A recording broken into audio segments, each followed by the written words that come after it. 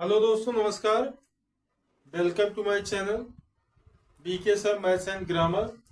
आज हम समझेंगे प्रेजेंट इंडेफिनिट टेंस में जब कितना, कितनी, कितने बीच में आते हैं तो हम उसके लिए क्या नियम का उपयोग करते हैं।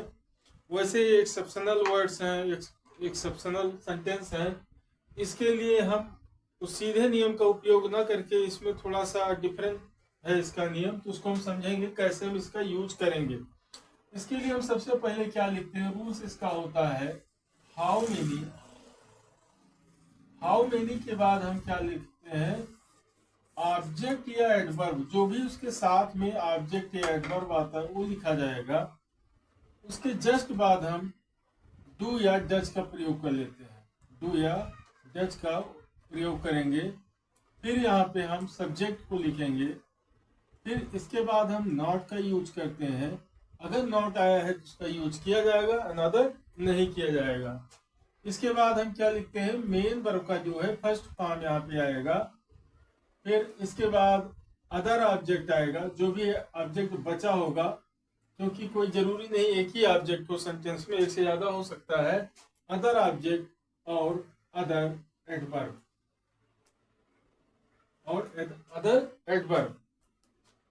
तो यहाँ पे हम देखेंगे क्या है कि हाउ मेनी, जब कितना, कितनी, कितने बीच में आते हैं तो हाउ मेनी के जस्ट बाद उसके साथ में ही जो भी ऑब्जेक्ट, जो भी एडवर्ब या जो भी पार्टिसिपल या जिरंड या इन्फिनेटिव चाहे जो हो, उसका ही यूज हम सबसे पहले करते हैं। जैसे एक कोई सेंटेंस हम ले लेते हैं, जैसे कि राम कितने छात्रों को पढ़ाने स्कूल नहीं जाता है। यहां पे हम ये देखेंगे सेंटेंस को, यहाँ पे जाता है हमारा, यहाँ पे क्या है, मेन वर्ब है। यही हमारा क्या है, मेन वर्ब है। अगर हम मेन वर्ब से क्वेश्चन करते हैं कि कौन जाता है, हमें आंसर मिलता है राम जाता है। तो राम यहाँ पे क्या है, सब्जेक्ट हो गए। ठीक है। अच्छा, क्यों जाता है, छात्रों को पढ़ाने। ये इतना पार्ट जो है आपका, ये एडवर्ब भी है और ये क्या है, इन्फाइनेटिव भी है। इन्फाइनेटिव भी है। हमने बताया था इन्फाइनेटिव की पहचान बताई थी कि जहां वाक्य में वर्ब में नानी ने आ जाता है, वो क्या होता है, आपका इन्फाइनेटिव होता है। यहाँ पे टू लगा के हम वर्ब का यूज करते हैं। कहाँ जाता है, स्कूल जाता है। ये क्या है, यहाँ पे एडवर्ब है और ये नहीं क्या है, आपका नॉट है, नेगेटिव पार्ट है। तो कितने के लिए हम क्या यूज करेंगे, हाउ मेनी। इसको हम एचएम से लिख दे रहे हैं शॉर्टकट। ठीक है। अब इसका हम ट्रांसलेशन देखेंगे, छात्रों को पढ़ाने। यहाँ पे देखो इन्फिनेटिव आ गया। कहीं पर भी सेंटेंस में अगर कौन सा, कौन सी या कितना, कितनी के साथ कोई भी पार्टिसिपल, जिरंड या इन्फिनेटिव आता है तो उसका यूज सेंटेंस में सबसे पहले किया जाता है। जैसे यहाँ पर है छात्रों को पढ़ाने, तो यहाँ पे को पढ़ाने सबसे पहले यूज किया जाएगा। To read, to teach, sorry, to teach. इसके बाद यहाँ पे लिखेंगे how many students, to teach how many students. इसके बाद यहाँ देखेंगे हमारा जो सब्जेक्ट है सिंगुलर फॉर्म में है, इसलिए यहाँ पे डज का प्रयोग किया जाएगा। तो यहाँ पे हम लिखेंगे क्या, डज राम नॉट गो। अब कहाँ जाता है, स्कूल जाता है, गो टू दी स्कूल।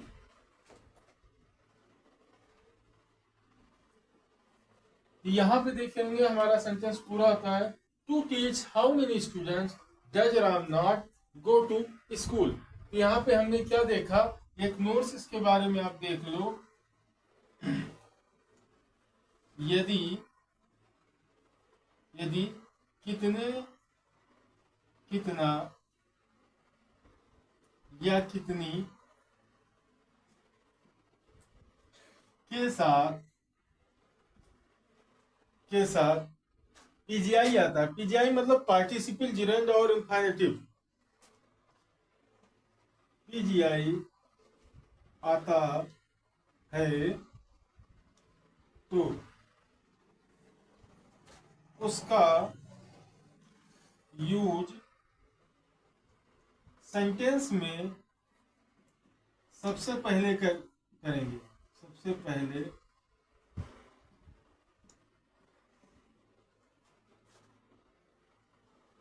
करते हैं।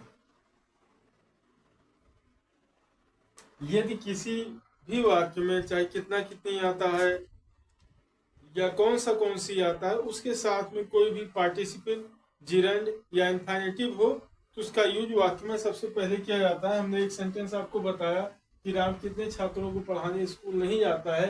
यहाँ पे आपने देखा कि पढ़ाने नानी ने आ गया, इससे हम ये समझ गए कि ये क्या है, इन्फिनेटिव है और उसका यूज हम सबसे पहले करेंगे। हमने क्या बताया था इसका यूज कैसे किया जाता है, टू प्लस वर्ब का फर्स्ट फॉर्म प्लस ऑब्जेक्ट, जो भी ऑब्जेक्ट हो। यहाँ पे टू, उसके बाद वर्ब टू टीच, और यहाँ पे इसके लिए ऑब्जेक्ट क्या बन गया, हाउ मेनी स्टूडेंट्स, इसके लिए ऑब्जेक्ट का प्रयोग हो गया है। तो to teach how many student, उसके बाद क्या हो गया, डज लगाएंगे, चूंकि यहाँ पे राम सिंगुलर में है इसलिए यहाँ पे डज लग जाएगा। Does Ram not go to the school, school नहीं जाता है।